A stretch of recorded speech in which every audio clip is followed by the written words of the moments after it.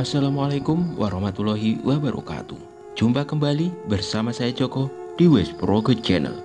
Untuk cerita kali ini akan menampilkan cerita baru yang berjudul Pelet Hitam Pembantu. Sebelum ke cerita, jangan lupa subscribe channel ini dan nyalakan tanda notifikasi agar channel ini dapat berkembang dan update cerita terbaru dari saya. Langsung saja kita dengarkan ceritanya. Bruk. Sebuah tas besar syarat isi menimpa tubuh mungil wanita berambut sebahu itu. Tak dikancingkannya red settling dengan benar hingga sebagian isinya berhamburan keluar. Aduh, wanita itu urung menutup wajah dan tubuhnya dari lemparan tas besar hingga sempat mengenainya, membuat tubuhnya tampak sesaat limbung dan kemudian terjatuh duduk dengan lutut menghantam aspal jalanan. Diusapnya lutut yang memar dan berdarah dengan telapak tangan kanan. Lalu diusapnya wajahnya yang terkena lemparan tas berat tersebut, menyisakan sedikit memar di dahi. "Mas, apa yang kamu lakukan, Mas?" tanya wanita bernama Yati itu sembari terisak. Dipungutnya isi tas yang berhamburan seraya berliang air mata. "Aku tak butuh kau lagi, wanita kampungan. Sana pergi sebelum aku muntah melihatmu," adik si lelaki dengan kasar. "Mas, kita bicarakan ini baik-baik," ucapnya dengan nada yang memohon. "Tak ada lagi yang perlu dibicarakan. Silakan pergi.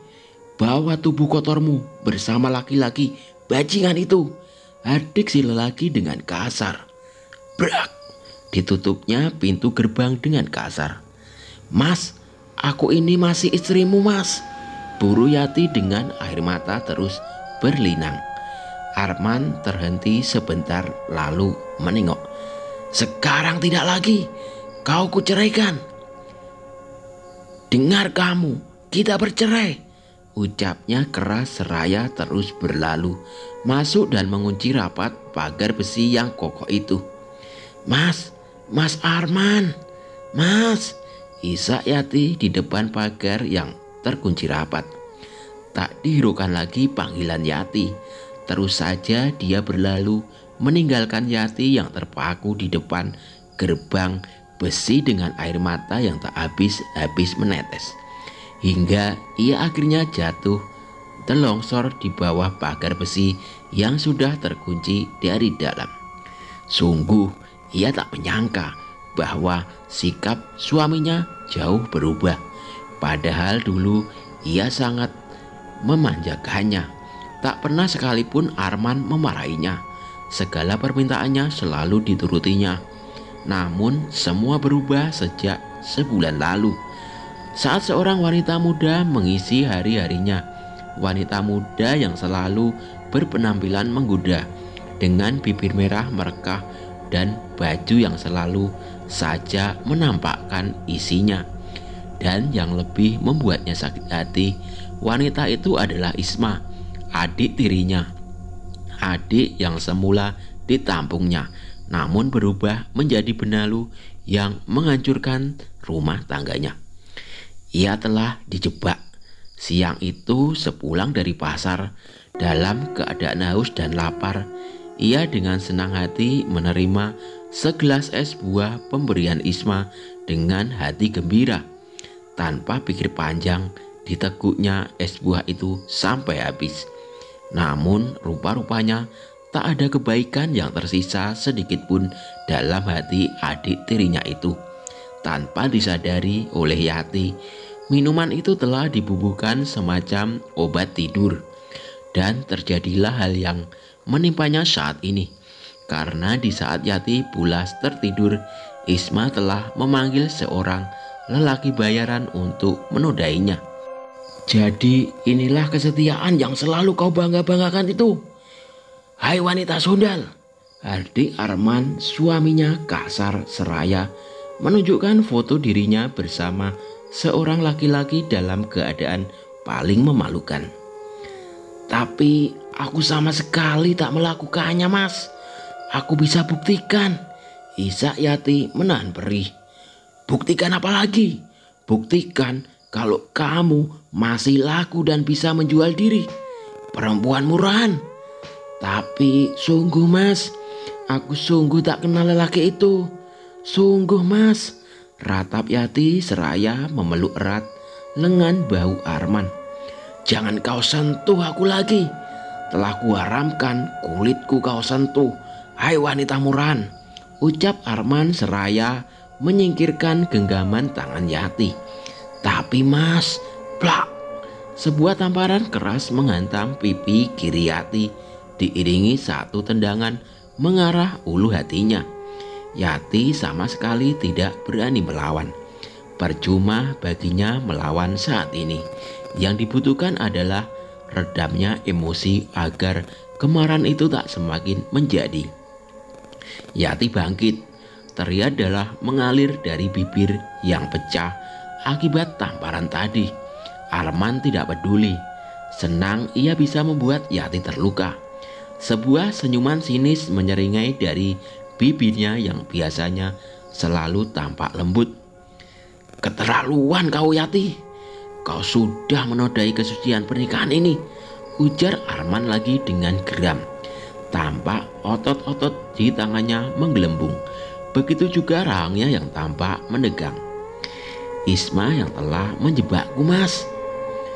Didekatinya suaminya itu dan hendak dipeluknya lagi erat dengan tangan kokoh itu. Jangan sampai tangan kotormu itu menyentuhku. Kuharamkan, bentaknya seraya mengenyahkan tangan Yati dari lengannya. Dan satu lagi, terlihat telunjuk tangan Arman mengenai keningnya. Jangan coba-coba mengalihkan kesalahanmu pada orang lain, termasuk Isma adikmu itu. Lebih baik aku memilih dia daripada wanita kotor sepertimu. Kembali didorongnya tubuh Yati hingga terjembab mencium lantai. Mas, isak Yati sembari berpegangan pada pintu pagar. Tampak dari balik kaca jendela, Isma adik tirinya tersenyum puas dengan penuh kemenangan. Dikalungnya tangannya ke kanan pundak Arman suaminya. Dan terlihat mata licik itu mengerling padanya.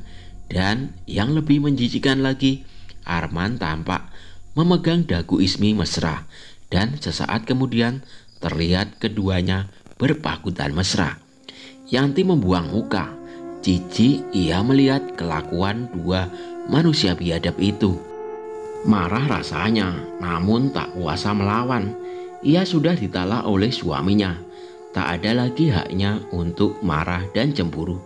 Ia harus berubah. Baik Mas Arman, kuakui aku kalah kali ini. Tapi tunggu suatu saat nanti, akan kubuat kau menderita. Kupastikan kau akan merengek di hadapanku, ujarnya tegas setelah sebelumnya menghapus sisa-sisa air mata di pipinya. Dan kau Isma, yakinlah bahwa karma itu nyata. Tunggu saja. Yati melangkah gontai meninggalkan bangunan besar yang dulunya pernah ia menjadi ratu di dalamnya. Yang kini ia harus pergi tanpa sedikit pun membawa sisa-sisa kenangan di dalamnya. Ia harus pergi tanpa perlu menengok lagi, apalagi untuk kembali. Biarlah kenangan itu berlalu, tak usah dikenang lagi. Berjam-jam lamanya ia berjalan tanpa tahu kemana kaki harus dibawa. Masih belum bisa ia menerima jika kebahagiaan harus direnggut dalam waktu sesingkat ini. Dan kebahagiaan direnggut oleh adik tirinya dan suaminya sendiri. Suatu hal yang sungguh di luar akal sebagai sesama manusia. Lelah berjalan, dihempaskannya begitu saja tubuhnya di bangku taman. Bangku yang sengaja disiapkan pemerintah setempat bagi orang-orang yang berniat istirahat sebelum melanjutkan perjalanan. Namun baru beberapa saat ia duduk, tiba-tiba dari arah belakang terasa sebuah tepukan. Hei cantik, mau kemana malam-malam begini? ujar seorang pria gondrong dengan mata mengerling nakal. Bau asap rokok dan alkohol terasa begitu menyengat dari mulut lelaki itu. "Oh, maaf, saya akan pergi," ujar Yati seraya buru-buru mengangkat tasnya dan bersiap pergi. Namun tak disangka, lelaki itu bergegas bangun dan dengan sigap mencekal tangan halus Yati. "Mau kemana buru-buru? Sini saya temenin. Kebetulan abang juga lagi kesepian," ujar si lelaki seraya berkekeh. Yati ketakutan. Ditariknya tangannya untuk terbebas. Namun cekalan pria itu begitu kuat dan semakin ditarik, semakin pula tangan itu menahan. "Senang juga mendapatkan mangsa cantik begini. Masih muda lagi, apalagi tenaganya cukup kuat. Bikin abang makin gak tahan," ujar pria itu seraya menarik tubuh Yati di dekatnya. Lepaskan, atau aku berteriak," tak digubrisnya ancaman Yati. Terus saja ditariknya tubuh mungil itu hingga terjerembab dalam pelukan si lelaki. Yati semakin ketakutan. Belum pernah ia sedekat ini dengan lelaki selain suaminya. Dan dengan dikuatkan hatinya, digigitnya dada pria itu sekuat tenaga. "Ah, sakit," ujar lelaki itu seraya melepaskan pelukannya yang dimanfaatkan Yati untuk lari sejauh-jauhnya. Begitu kencang larinya hingga tak disadarinya kini ia telah ada di jalan raya. Dan saat ia berbelok di suatu sudut, tiba-tiba brak, tubuh mungil Yati terhantam sebuah mobil sedan hitam yang meluncur cukup keras hingga terpelanting beberapa meter ke depan. Tak cukup sekali dirinya terhantam, ia terpental ke ujung jalanan dan lagi-lagi naas menimpanya. Sebuah sepeda motor yang tengah melintas urung menghindar. Punggungnya terhantam setang motor mengakibatkan linglung dan sedetik kemudian ia jatuh terkapar. Direnggangkannya tubuhnya yang terasa ngilu dan perih. Terasa sakit melanda setiap jengkal dari tubuhnya. Ia kaget mendapatinya dirinya berada di tempat yang bukan semestinya. Tempat yang terasa aneh dan tak dikenalinya sedikit pun. Diedarkan pandangannya, seperti ini bukan kamarnya. Tidak ada gorden warna ungu yang disukainya. Juga tidak ada bantal dan selimut warna yang senada yang selalu menemaninya berhari-hari. Semuanya tampak asing, putih, serba putih. Apakah dirinya di rumah sakit? Kenapa? Apa yang terjadi dengannya? Terdengar suara beberapa orang yang tampaknya sedang membicarakan sesuatu. Sepertinya penting jika mendengar nada bicaranya. "Mas Arman, kaukah itu mas?" tanya Yati seraya mempertajam penglihatannya. Ia berharap suaminya lah yang saat ini ada di tempat itu. Tidak ada jawaban, namun suara bercakap-cakap itu tetap ada. Nyeri hatinya kian terasa saat ingat bahwa tak mungkin Arman suaminya akan menemuinya kini. Ia telah bahagia dengan Isma, wanita selingkuhannya yang juga adik tirinya. Dicobanya untuk bangkit. Terasa nyeri di persendian kakinya yang dibalut perban panjang serta gip di tulang keringnya. Apa yang terjadi? Apakah kakinya patah? Dipaksakannya untuk bangkit walau terasa nyeri semakin menyiksa. Namun saat tangan ringkihnya memegang tiang infus untuk membantunya duduk, sekonyong-konyong tanpa bisa ditahan, tubuhnya mendelosor ke bawah begitu saja. Bruk! Tubuh Yati jatuh menimpa lemari kecil di samping tempat tidur. "Aduh," ujar Yati sembari menahan sakit. Sepertinya lukanya kembali berdarah, terasa berdenut-denut dan perih. Mendadak dari seberang horden nampak satu wajah muncul. "Kamu sudah siuman?" tanya satu wajah itu penasaran. Gimana keadaanmu? Lanjutnya kemudian. Yati terbengong-bengong. Siapa ini? Wajahnya terlalu sempurna untuk ukuran seorang pria nyata, tampan dan berwibawa. Rambutnya hitam dan tebal, begitupun alisnya. Matanya menyorot tajam, sementara janggut terbelahnya dihiasi jenggot tipis membuat penampilannya makin berkarisma. Yati mengucak-ucak matanya, takutnya keadaan membuat penglihatannya ikut terganggu. Tapi tetap saja wajah itu nyata, bukan sekedar fata morgana. Hei, siapa si tampan? Tak ada sahutan, seperti terhipnotis saja Yati yang masih terpaku tanpa bergeming. Pria tampan itu kembali mengayun-ayunkan jemarinya di depan mata Yati yang memandang takjub, seolah tak percaya bahwa ada makhluk sesempurna itu di dunia ini. Hei, kok malah bengong? Dijentikkannya jarinya di depan Yati yang sontak tersadar dari lamunannya. Maaf, ada apa? Tanya Yati tergagap.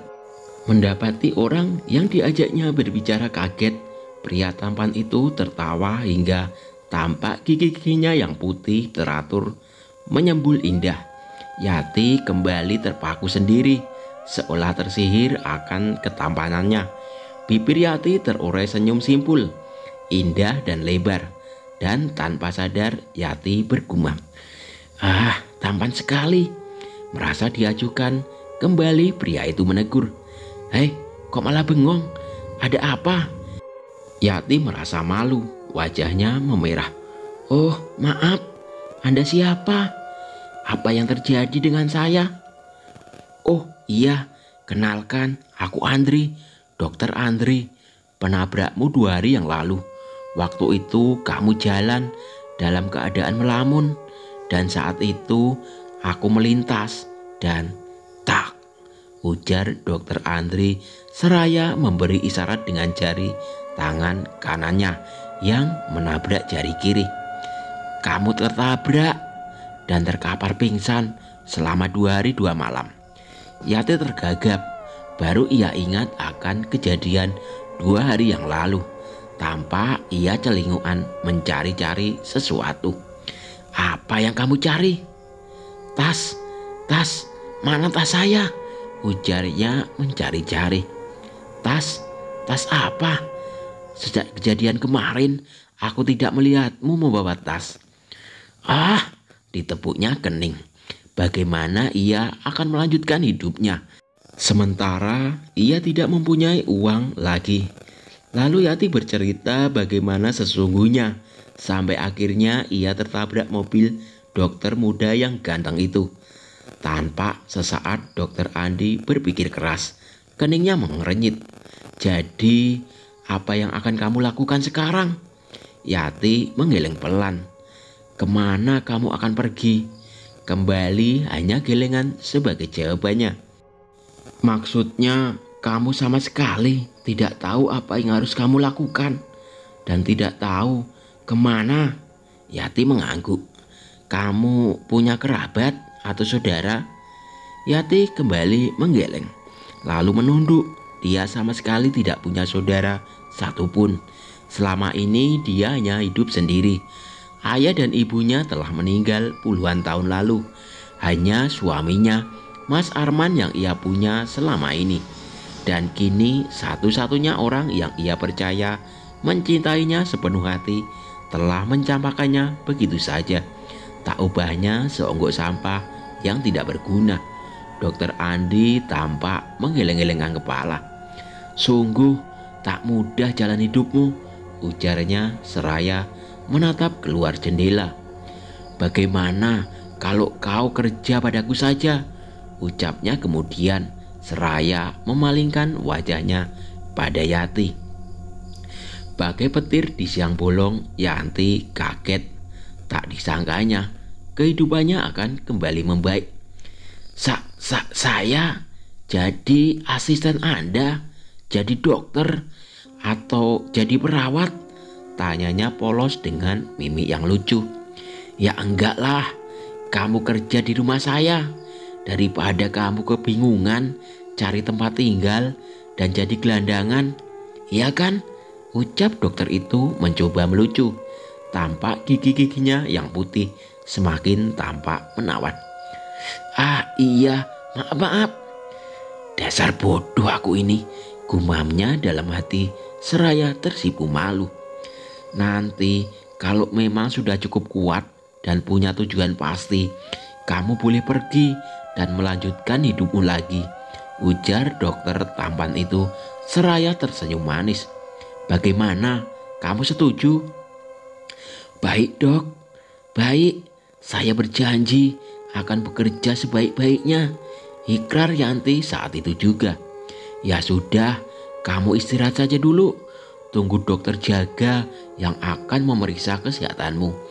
Aku pergi dulu ya, ucap dokter Andri berpamitan. Kembali senyumnya terkembang lebar. Nanti kalau kata dokter sudah oke, bilang saja biar nanti kamu bisa langsung ikut ke rumahku. Ah, senyum itu. Yati merasa bagai di awang-awang. Ia yakin dokter itu adalah candu. Setiap kali senyum itu terpancar seolah rontok satu kesedihan dalam hatinya. Dan kini hilang musnah segala kesedihan yang tersisa. Baik dok, baik, ucap Yanti berbinar-binar. Diam-diam ia bersyukur kemarin sempat tertabrak olehnya. Tertabrak oleh salah satu keajaiban dunia. Iya, ujar dokter Andri seraya tersenyum manis kembali. Tiba-tiba Yati terjatuh lemas dan pingsan. Loh, Mbak, ucap Andri dikagetkan ulah pasiennya. Cukup lama Yati pingsan hingga akhirnya sebuah semprotan minyak angin membangunkannya. Dibuka matanya, berharap dokter tampan itu kembali datang. Namun bukan hidup namanya jika semua keinginan terpenuhi. Saat dibuka matanya, terpampang di depan satu sosok suster tambun bermuka masam. Suster Sherlina. Kau, ucap Yati tertahan. Iya, ini saya, Suster Sherlina, bukan dokter Andri. Dia sudah pulang. Loh, kamu berharap ketemu dokter ganteng itu lagi? Jangan ngimpi. Yati masih termangu. Ada apa dengan suster ini? Kenapa sepertinya dia tidak menyukainya? Ayo cepat, habiskan sarapanmu, ujar suster itu keras seraya tangannya menunjuk piring metal ceper tepat di mana terdapat sarapan pagi yang tak bisa dikatakan enak. Secuil nasi, telur dan juga beberapa potong buncis dan wortel yang biasa disebut sayur. Suara mobil berhenti tepat di sebuah rumah yang lumayan megah. Rumah 2 lantai dengan banyak pohon yang sejuk. Deretan bunga-bunga aneka warna menambah asri lingkungannya. Sesekali terdengar bunyi air dari kolam kecil dengan ikan-ikan kecil berenang di dalamnya. Sudah pulang, Den? Sapa seorang wanita setengah baya yang terpongok-pongok datang dan membuka pintu gerbang besi setinggi 2 meter. Nah, ini rumahku, ujar dokter Andri setelah berhasil memarkirkan kendaraan dan melangkah keluar. Tampak wanita itu tersenyum ramah seraya mengambil tas dari tangan dokter tampan itu dan berlalu meninggalkan mereka berdua. Makasih ya Mbok, ujar dokter Andri seraya melinggang masuk. Namun baru beberapa langkah berjalan ia berhenti dan membalikkan badan. Lalu sambil tersenyum ia berkata, "Loh, Mbak Yati, kenapa masih diam di situ? Ayo masuk." "Oh iya dok," ujar Yati gugup. "Mbak, nggak usah sungkan-sungkan, anggap aja rumah sendiri." Yati pun berjalan berjingkrak-jingkrak dengan kruk menopang kaki kanannya. Masih tampak gips menopang kakinya. Menurut dokter kurang lebih sebulan baru bisa dilepas dan berjalan normal. Nah, Mbak Yati sementara bisa tinggal di sini dulu, ujar Dokter Andri setelah mempersilahkan Yati duduk. Iya dok, terima kasih. Saya janji akan segera pergi setelah sehat nanti, ujar Yati kikuk. Nggak usah terlalu dipikirin mbak, santai aja. Silahkan minumannya, ujar Mbok Mina seraya menyuguhkan segelas air putih dan setoples makanan kecil. Oh iya, ini Mbok Mina. Kenalkan Mbok. Terlihat tangan wanita setengah baya itu terulur dan disambut dengan Yati. Nah, ini Mbak Yati Mbok. Kebetulan kemarin saya yang menabrak Mbak Yati hingga keadaannya jadi seperti ini. Mbok Mina menatap prihatin pada Yati. Jadi gini Mbok, Yati ini kan belum ada tempat tinggal. Untuk sementara dia akan tinggal di sini bersama kita, ujar Dokter Andri memperkenalkan Yati yang ditanggapinya dengan senyuman dan anggukan oleh Yati. Nanti tolong bantu Yati sampai dia sembuh seperti sedia kala ya Mbok. Iya Den, Mbok siap bertugas, ucap Mbok Mina dengan muka melucu. Memang tampaknya walaupun sepertinya Mbok Mina teramat sungkan pada bosnya itu, tapi di sisi lain juga terlihat cukup akrab. Ya sudah, nanti tolong siapkan kamar di belakang ya Mbok, buat tinggal Mbak Yati ini. Saya mau istirahat dulu Mbok, ucap dokter tampan itu segera berlalu menuju kamarnya. Kamar besar dengan gorden ungu tua kesukaannya. Dok, seru Yati. Ada apa Mbak Yati? Bukankah saya kesini untuk bekerja? Oh, soal itu nggak usah dipikirin dulu Mbak. Yang penting Mbak sehat dulu aja. Soal pekerjaan gampang, serunya dengan tetap berjalan. Ayo Mbak Yati, Mbok antar ke kamar. Dituntunnya Yati berjalan pelan, karena memang Yati belum bisa sepenuhnya berjalan normal. Sesekali tampak dia berhenti dan menarik napas sejenak sebelum dilanjutkan lagi berjalannya. Tak berapa lama sampailah dia di kamar yang dimaksud. Dibukanya perlahan kamar itu. Tampak sebuah kamar yang cukup bagus, bahkan lebih bagus dari kamarnya dulu sewaktu belum diusir Arman, mantan suaminya. Terlihat sebuah dipan lengkap dengan selimut dan back cover bergambar beruang coklat. Terlihat manis dan elegan. Sementara di ujung sana terdapat almari jati dengan tinggi 2 meter, lengkap dengan meja riasnya yang berkaca bulat dengan ornamen lukisan bunga-bunga mawar. Juga tampak dilengkapi lampu hias yang cantik. Benar-benar sebuah kamar yang cantik. Mbok, ini kamar saya, tanya Yati keheranan dan takjub. Iya, ini kamar Mbak Yati, silakan masuk Mbak. Yati pun masuk dan berdiri tertegun, masih tak percaya dengan apa yang didapatnya. Pakaian Mbak Yati nggak dibawa masuk sekalian, ujar Mbok Mina menyadarkannya. Yati ingat, ia sama sekali tidak mempunyai pakaian. Hanya pakaian yang melekat inilah yang tersisa setelah kecelakaan kemarin menghilangkan satu tas penuh pakaiannya. Saya nggak punya Mbok. Yati menunduk, matanya berkaca-kaca. Ia sangat terpukul dengan keadaannya. Setelah kehilangan suaminya, pakaiannya pun lenyap, hilang sudah.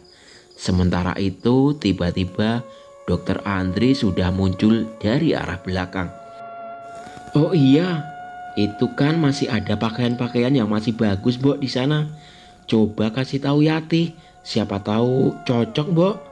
Mbok Minah maju dan membuka almari pakaian di sudut sana. Diperlihatkan pakaian-pakaian yang masih tersusun rapi di sana.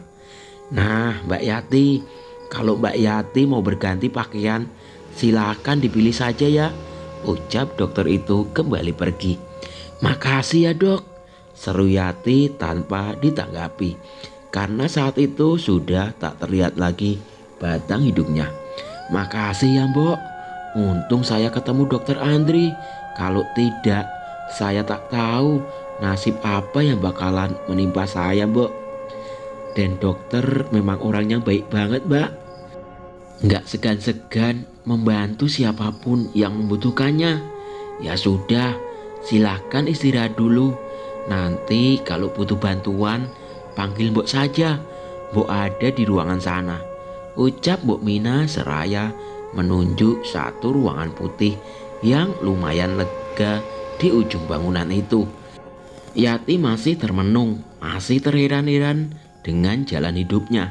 Secepat itu berubah dari seorang wanita bersuami, lalu terusir dan sempat menggelandang di jalan, lalu tertabrak mobil dan akhirnya ia mendapat perlakuan istimewa dari orang yang bahkan bukan siapa-siapa baginya. Diambilnya satu persatu baju yang ada dan dipakainya pada tubuhnya. Ajaib, seolah-olah memang semua baju-baju itu diperuntukkan baginya. Semua terasa pas, bahkan pemilihan warnanya pun benar-benar sesuai dengan seleranya. Kok aneh ya? Semua pas banget di badanku. Aneh, ujarnya pelan. Kira-kira siapa pemilik sesungguhnya? Ditutupnya pintu itu perlahan. Namun saat daun pintu lemari yang berkaca itu tertutup, tiba-tiba nampak satu bayangan berkelebat. Terlihat samar-samar dari bayangan di dalam kaca. Hah? Yati menengok ke belakang. Tak tampak siapapun di belakangnya. Mungkinkah itu Mbok Mina atau dokter Andri? Sebenarnya ingin dia bertanya hal itu pada Mbok Mina, namun diurungkannya. Ia tak ingin dicap kepo. Memang belum lama saling berkenalan. Tak mungkin baginya mencorengkan citra buruk dengan bertanya hal-hal yang tidak perlu. Lebih baik aku istirahat dulu satu malam ini saja. Mudah-mudahan besok bisa lebih baik. Aku tak boleh lama-lama menjadi beban di sini. Oke, sampai di sini dulu cerita dari saya. Nantikan kelanjutannya. Jangan lupa subscribe channel ini. Wassalamualaikum warahmatullahi wabarakatuh.